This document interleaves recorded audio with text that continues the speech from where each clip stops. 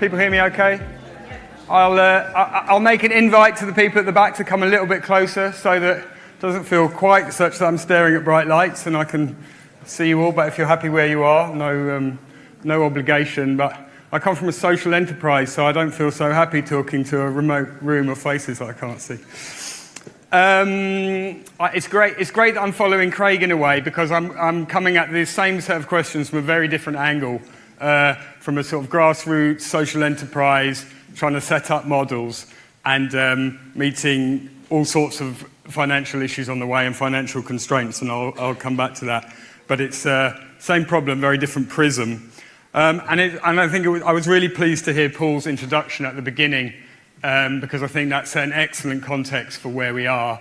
We are in an emergency, and we need to think like we are, and we need to think differently and how we can help each other. And I think his call to this sort of breakaway coalition, I very much identify with that, and I suppose I'm here from the ELC because we want to be part of such a breakaway coalition of people who want to do things differently and want to create solutions.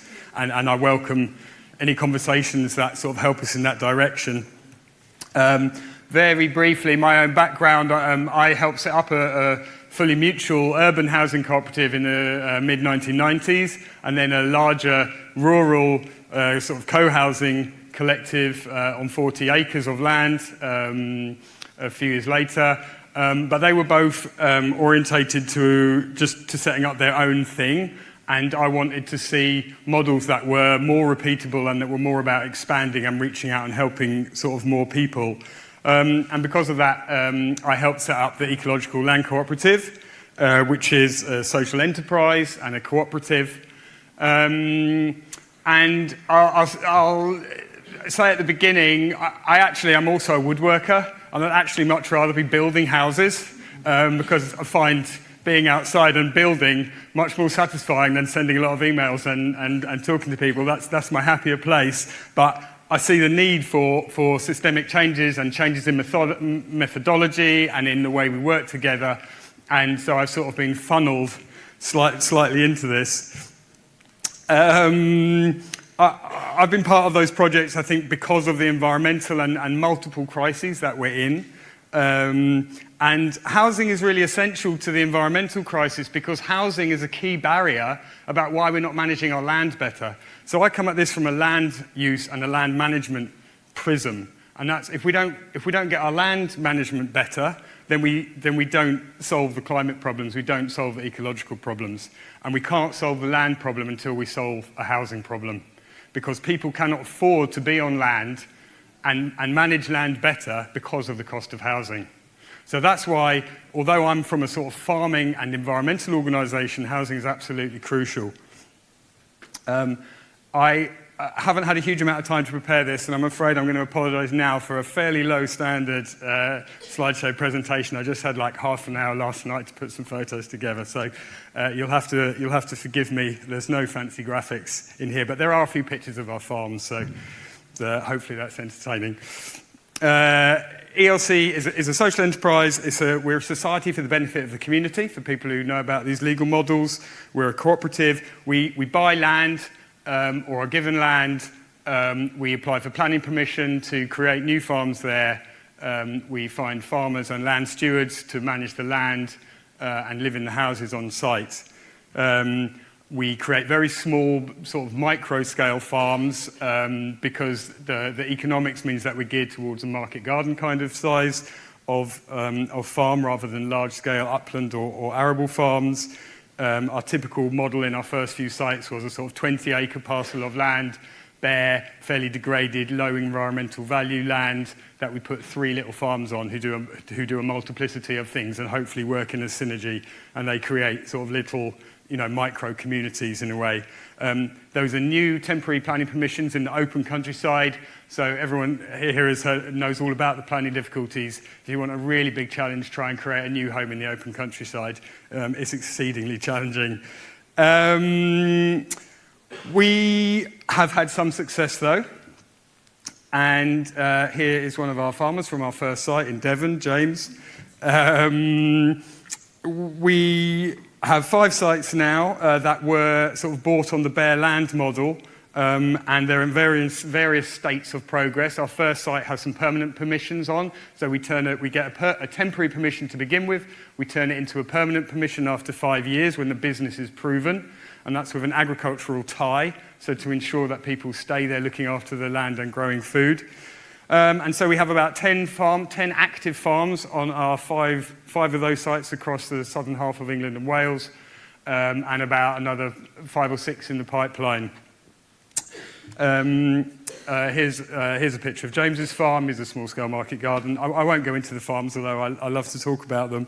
But overall, we're feeding thousands of people from those farms, and there are huge increases in biodiversity. There's huge carbon recovery because of the land management styles. There's a huge stimulus for the local economy because there's younger people using services, children in local schools, job opportunities for local workers, volunteering opportunities, lots of opportunities for people from marginalised or other local communities to come and just have solace, time away, working in sort of healthy environments, growing local food for local people, which is something that a lot of people are interested in.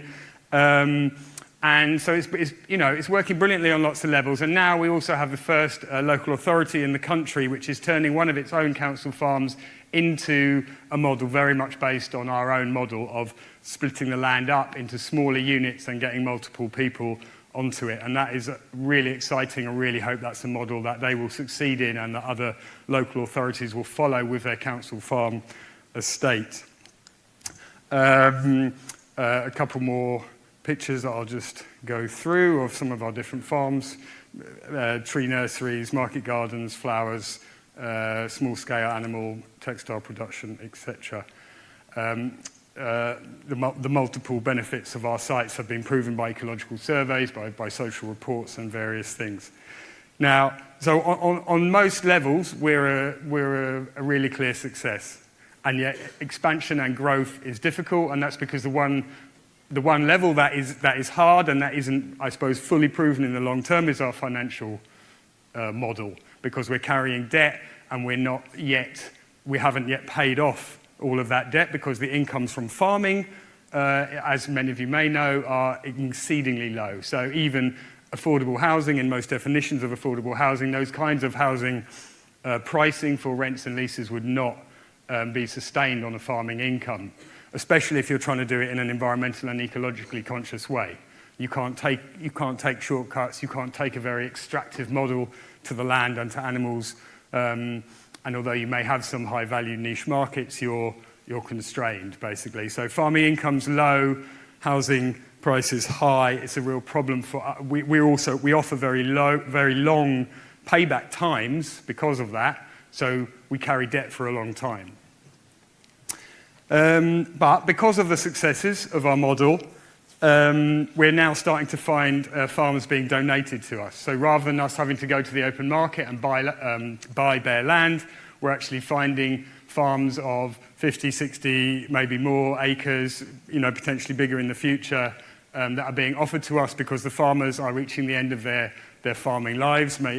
In fact, one farm was left to us in a will, another one is reaching the end of their farming life, and they want to be sure that there's long-term protection of the land and that farming will continue there, and they don't want to just have the land sold onto the open market where anything can happen.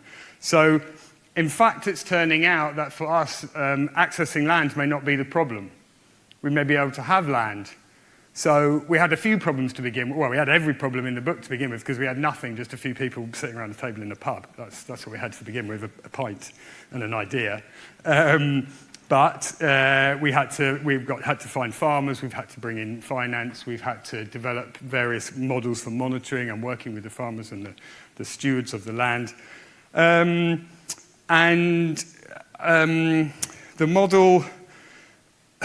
The model on the donated farms can be much more exciting, basically, because it's a bigger amount of land and there's a lot of buildings. So now we're starting to think, okay, bigger housing solutions, more opportunities for community resources, more opportunities for volunteering and training, because these are, much higher value sets of buildings that we don't have to get planning permission for and go through the terrible rigmarole of applying for planning permission for because they're already there. So it opens up a lot of opportunity. But still, the remaining fly in the ointment is finance. finding long-term patient capital, patient investment with low enough interest rates that can be sustained on farming and land management incomes that can provide for this kind of long-term care. The secondary factor, I'd say, that's really constraining us from sort of growing and meeting this potential and being able to expand is the resources that you need to put into people organisations.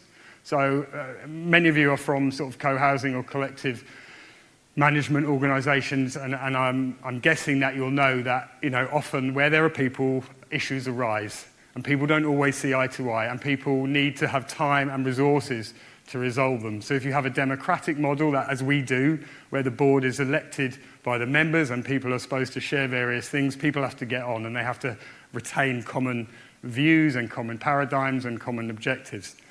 And that can take resources sometimes, and often these are organisations that are highly marginal financially, so they're constrained and they don't have the resources to let the people have the time and the space to develop the solutions. And so finding a way to support that, I would say, is our secondary challenge. Whether it's finance to have more staff to work with people, or whether it's places to go for people to have the time to meet each other and hear each other, all sorts of things to do with people relationships, basically. But if we can solve those two things, if we can find a long-term investment, then I think there's huge potential for these. There are thousands, tens of thousands of farms around the country with farmers who are reaching the end of their life. The average age of farmer is 60, early 60s. Many of them don't have a succession plan in their family, and they want the farm to be well cared for and to do something useful for the local economy and the local community. And those places can be all sorts of useful resources for people, and they could have housing on them. That's not just for the farmers, but for local land workers, or for people, or for retirement homes, or for all sorts of things that, whatever it is that people want and choose.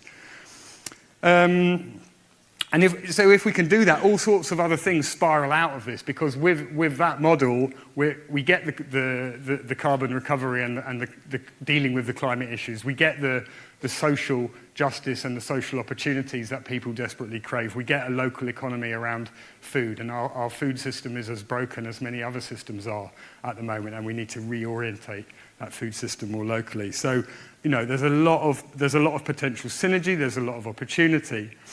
We just got to try and get these last elements. And I guess I've just got a couple of pictures of the buildings that we've got on our farms here.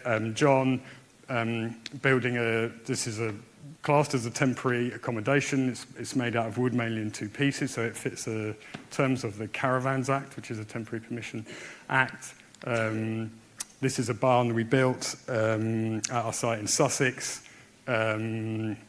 It's made round wood, larch poles and larch frame, local woods. We have networks of foresters around the country who want to supply wood for this kind of building. They want to support this. Plenty of forests in this country going unmanaged. 50% of wood's unmanaged in this country. Huge potential to do our building out of wood and solve various problems. Those foresters need support as well to get the wood to sites like this where it can be built. But beautiful buildings, relatively low cost, brilliant climate solution. That's an aerial shot of our farm on Gower in South Wales. So yeah, a lot of brilliant solutions. Finance is the main problem. Who can help us solve that problem? Please, let's put our heads together. I think we've got the technical and the material things that we need. We've got models that work. So let's solve the last remaining bits. Thank you.